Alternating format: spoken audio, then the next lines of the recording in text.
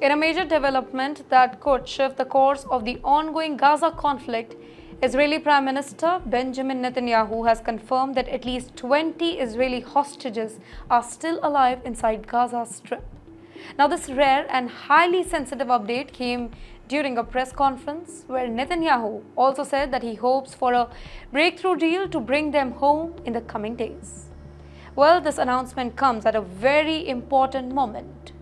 Behind the scenes, high-stakes negotiations are underway involving Israel, Hamas, Qatar, Egypt, and with the strong pressure from the United States. The goal? A hostage release agreement tied to the temporary ceasefire that would stop the bloodshed and give families long-awaited answers.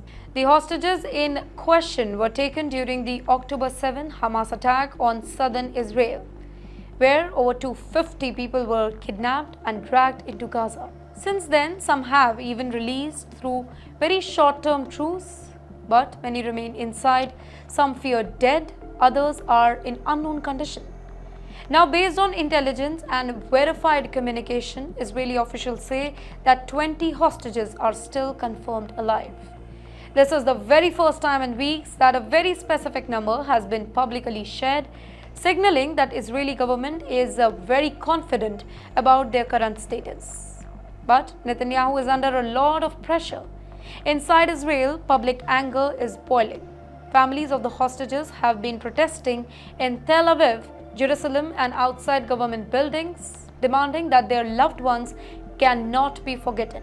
Many blame Netanyahu for failing to bring back them sooner and fear time is running out. Resources close to negotiations say that the hostage deal being discussed could include 6 to 8 week ceasefire, during which the hostages will be released in phases, possibly starting with women, the elderly, and those in need of medical care.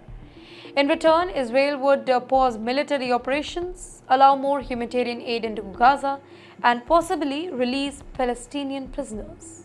But yes, not everybody in Netanyahu's coalition agrees with this. Far-right ministers have opposed any pause in the war unless Hamas is completely eliminated. Now, this internal political tension has made negotiations even harder.